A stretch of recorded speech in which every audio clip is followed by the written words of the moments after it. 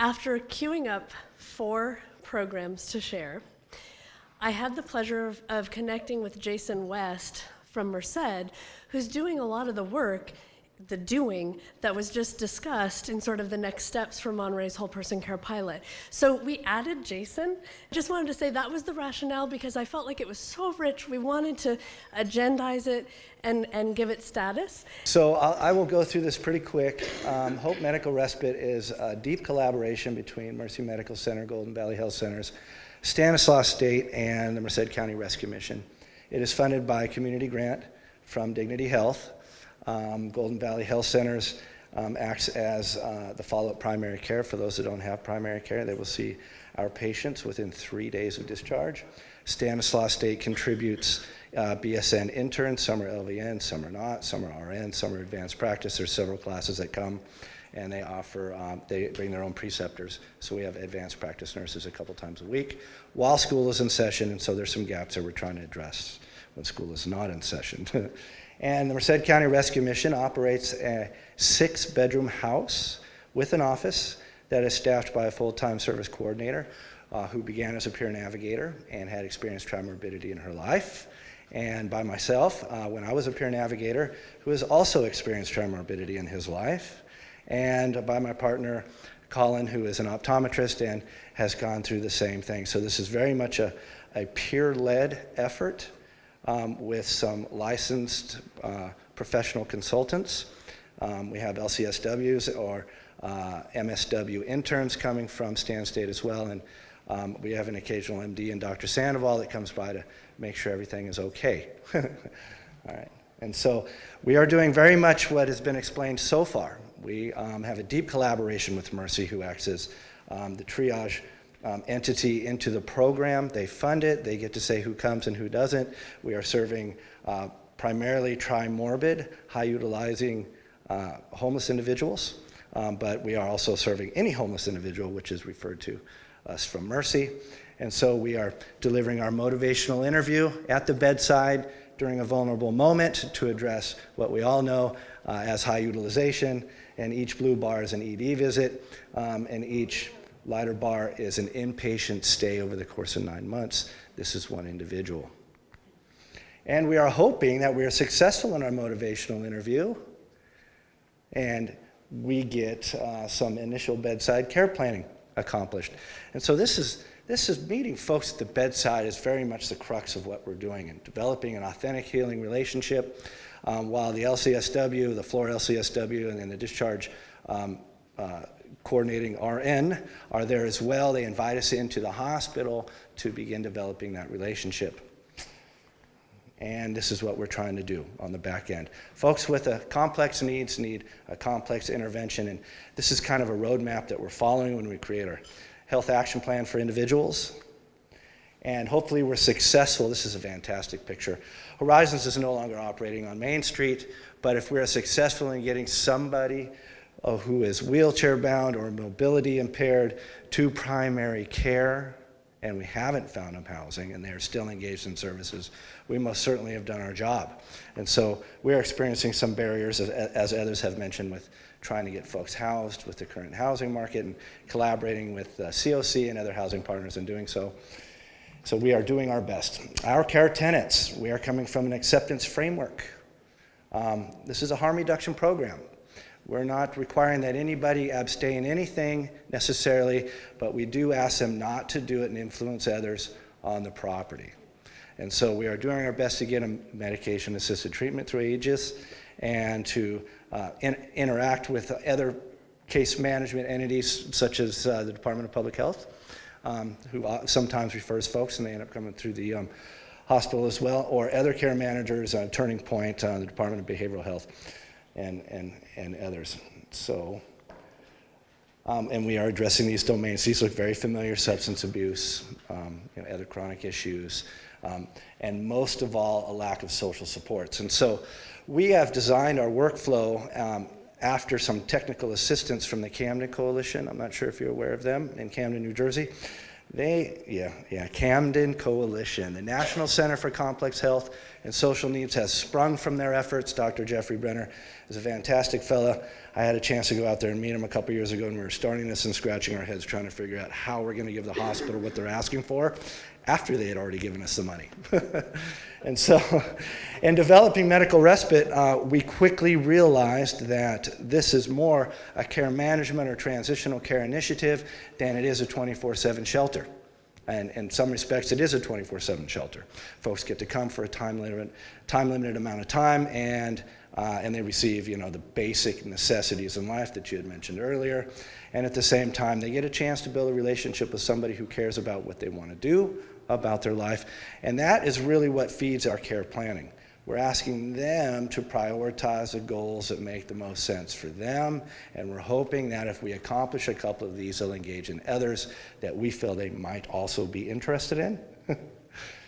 And we do that through the coach framework, which is in the packet, and there's a brief workflow.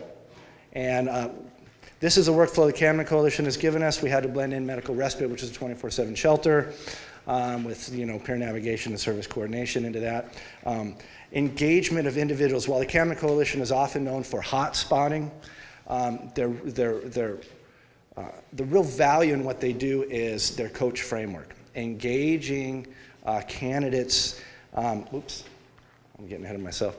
Through motivational and interviewing into the program, and then developing an authentic healing relationship. And so here's the case story of Miguel. All right, this is what I studied when I was out there in Pennsylvania. Miguel's story: driving diagnosis, hepatitis C, congestive heart failure, hypertension, his social indicators, unemployment. He's uninsured, he's homeless, he has a complete lack of social supports, and he's an active drug user. Hospital utilization in 9 months prior to the enrollment, 3 ED, 7 inpatient, 61 days in the hospital. Total cost $112,000. And so this is kind of a neat coordinate system here when we're looking at the complexity of health and social needs. And so here we have Miguel compared to 2 others. Medical complexity is low for the 23-year-old male on the left, and higher for the 67-year-old female on the right. But they're both about the same in social complexities, whereas Miguel up there is high in social complexities and medical complexities. And you can kind of see the comparison. The person on the bottom left lives with the grandmother, and the person on the right has a daughter that takes care of her. And so, and we see this when we're talking about social needs. We're talking about caregivers or families or some kind of social scenario that allows people to be able to self-manage their chronic conditions and seek outpatient services. Anybody can get a ride to health care. They just need to dial 911, and they will end up in the ER. Wouldn't it be nice if they dialed up Alliance and said, hey, I need to get to an appointment. Can you get me to my primary care? And I think the Alliance is working on that. And so this is what Miguel looks like. This is his timeline. The red triangles are emergency department visits. The blue lines are inpatient stays.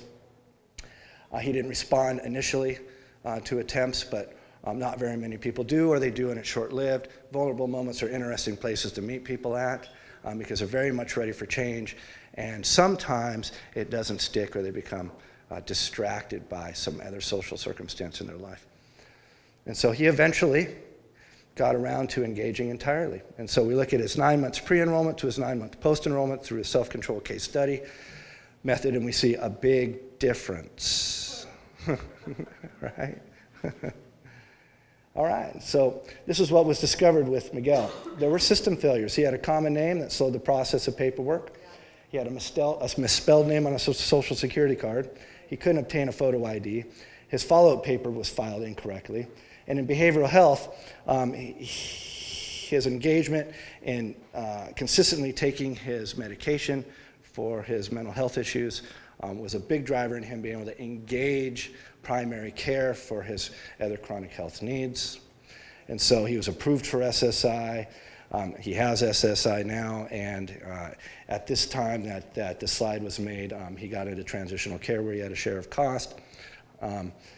Transitional housing where he had a share of cost. He actively volunteers and is a peer navigator now, and he's been drug-free since 2013. All right, and so let's get to the crux of why I'm here. I mentioned I was a peer navigator. I entered into the Sea of Humanity as a young man and washed up about 20 years later in Merced. I had experienced storms of substance abuse and mental health issues. I had found myself going in and out of the ER and living out of my truck. The same folks that I work with now have similar experiences. Some have chronic mental health issues that they're managing. Some have chronic communicable disease issues that they're managing. We're all former IV drug users. And through the great work of what the folks in Merced are doing, I would like to point out Turning Point, I'd like to point out the Department of Behavioral Health, I'd like to point out the Merced County Rescue Mission, and the sheriff, because he had a few issues with me sometimes. Okay? But through that effort, over many years, we were able to find salvation in starting a new life. And so recovery happens, recovery works, and now I find myself looking at a master's in public health in a couple weeks. Thank you. And what we discovered in the mission in terms of finding peer navigators, the mission operates many houses. It used to be on one, in one small building like most rescue missions are, but things have happened and we've had to adapt to change, and now we have a service coordination framework, throughout all of our programs, and we operate 8 houses. Some have 4 bedrooms, some have 6 bedrooms. And what we've come to realize in identifying individuals in our programs is that some exhibit leadership potential. And we are trying to nurture that and put them in positions where they become resident assistants or house dads or house moms. And from there, we get them training as community health workers through the Texas A&M National Community Health Center, Training Center, or psychosocial rehabilitation through CASA, California Association of Social Rehabilitation Agencies, or CCAP, which is a substance abuse training institute. And so the mission has been kind enough that when we identify these individuals, they are paying for this kind of frontline certified education. And then these folks have the ability to mirror these teams as they go out. And so a service coordinator handles a caseload of 40 or so. There are 3 service coordinators within the mission. One focuses just on respite care individuals. There's 1 peer navigator, sometimes 2 peer navigators with the respite program. There's a peer navigator for each of the other programs. The sober living environments is an environment where there's a share of cost for individuals coming through any of our programs.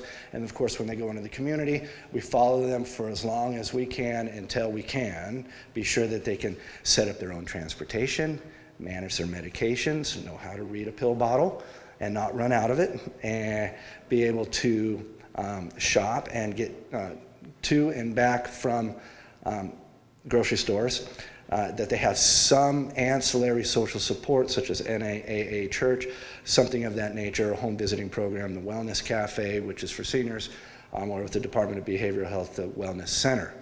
And they can always call us. These are kind of the metrics that we have to tick off when we're doing the health coach handoff, right? They can always call us when they need help. And so that occasionally happens. I have a client that I've been working with, even though I'm managing now, for about 2.5 years, and occasionally he calls me when everything falls through the cracks and he just needs a ride somewhere, because otherwise he's going to call an ambulance. Right. Thank you so much. That was fantastic.